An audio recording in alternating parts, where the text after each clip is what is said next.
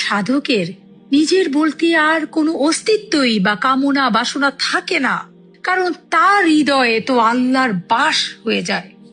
এই কারণে আল্লাহ বলেছেন, কুলুবুল মুমিনিনা আরশুল্লাহ, মুমিন ব্যক্তির দিল আমার আরশ। তাই ওই শ্রেণীর মহামানবগণের ভেতরে আল্লাহ বই কি অন্য কিছু থাকে না, কারণ আল্লাহর ইচ্ছাই তার একমাত্র মকসুদ, ইচ্ছায় পরিণত হয়ে থাকে, এবং আল্লাহর ইচ্ছায় তিনি সর্বক্ষণ বাস্তবায়ন করার চেষ্টায় নিমত্ত থাকেন, এবং আল্লাহর হুকুমেই তিনি সবকিছু করেন।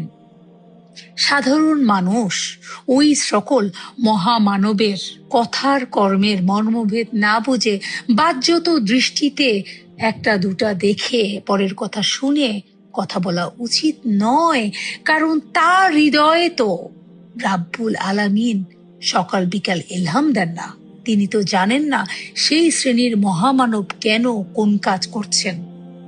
ওই সকল মহামানব কেবল মহান রাব্বুল আলামিনের হুকুমের একনিষ্ঠ ও নিঃস্বার্থ গোলাম হয়ে থাকেন। তাকে যা আদেশ করা হয় তিনি বিনা দ্বিধায়, বিনা বাক্যে, বিনা প্রশ্নে শুধুমাত্র সেই আদেশকে বাস্তবায়ন করে থাকেন। তার আদেশ যদি মানতে পারেন, তাহলে তিনি আপনাকে মঞ্জিলে মকসুদে নিয়ে যাবেন। কোন কোন বিষয়গুলো বেঁচে থাকা দরকার সে অনুযায়ী কিন্তু তিনি আপনাকে পরামর্শ দিবেন। সুতরাং সকল বিষয়ে তাকে প্রশ্ন করার দরকার নেই, কারণ আমার নানাজি যে বলেছেন, আল্লাহর ভেদ বোঝা দেয়, বোঝানেও দেয়।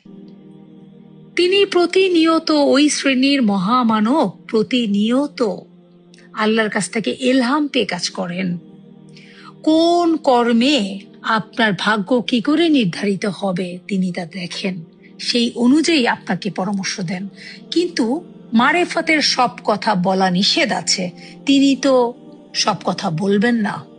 আর তাই আপনি সব কর্মের, তার প্রত্যেকটা ডিসিশনের অর্থ বুঝবেন না।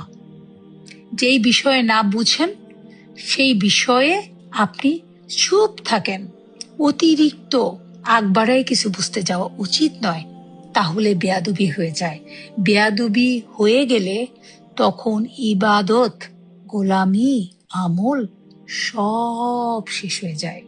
তাই পরিপূর্ণভাবে মোর্শেদের নির্দিষ্ট পন্থায় নিজেকে আত্মসমর্পণের মাধ্যমে সেই ঐশী সত্তায় নিজেকে সমর্পিত করতে হবে।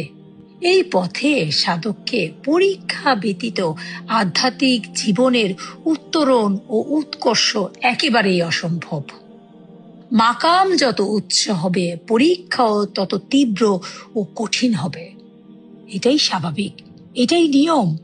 যারা জীবনের চরম সংকটেও আশাহত না হয়ে নশ্বর পৃথিবীর মোহ সম্পূর্ণরূপে বর্জন করে মোর্শেদের চরণে পূর্ণ আত্মসমর্পণ করতে পারেন, শেষ বিচারে তারাই কামেল মোকাম্মেল ওলিয়া আল্লাহর মহিমান্বিত ও চিরন্তন মর্যাদায় বিভূষিত হওয়ার সুসংবাদ লাভ করতে পারেন।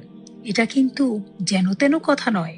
বলে ফেলা সহজ, কিন্তু সাধনায় ওই পর্যায়ে উঠতে গেলে সাধকের সারাটা জীবন নিজেকে নিঃশেষ করে নিজের ইচ্ছাকে বিনা বাক্যে, বিনা প্রশ্নে, বিনা চিন্তায় মোর্শেদ, সর্বোপরি রাব্বুল আলামিনের সন্তুষ্টির জন্য নিজেকে পরিপূর্ণ আত্মসমর্পণের মাধ্যমে অর্জিত হয়।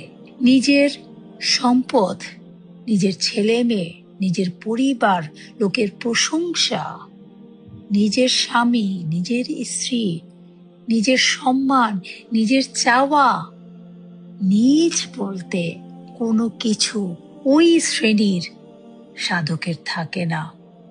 কারণ ওই সাধক কেবল আল্লাহর হুকুমই বাস্তবায়নে সদা সর্বদা দেহকে পরিচালিত করেন।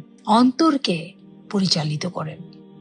রাব্বুল আলামিন আমাদের সবাইকে জীবনের সকল কঠিন পরীক্ষায় অবিচল ও অটল থাকার তৌফিক দান করুন।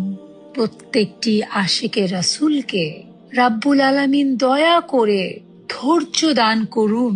নৈরাশ্যের অন্ধকার থেকে দয়া করে সকলকে রক্ষা করুন। আমার দয়াল দরদি মুর্শেদ কেবলাজানের পবিত্র ও সুস্নিগ্ধ ছত্র ছায়ায় আমাদের সকলকে আশিকে রাসূল হিসেবে, আশিকে দেওয়ানবাগী হিসেবে দয়া করে কবুল করে নিন।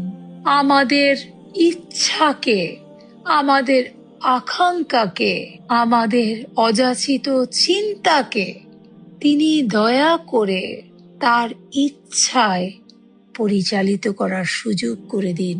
দয়া করে আমাদের সকলকে সেই তৌফিক দান করুন, যাতে আমরা আত্মসমর্পণের মাধ্যমে বিনা চিন্তায়, বিনা প্রশ্নে, বিনা বাক্যে সেই মহান স্রষ্টার ইচ্ছাকে বাস্তবায়ন করতে পারি।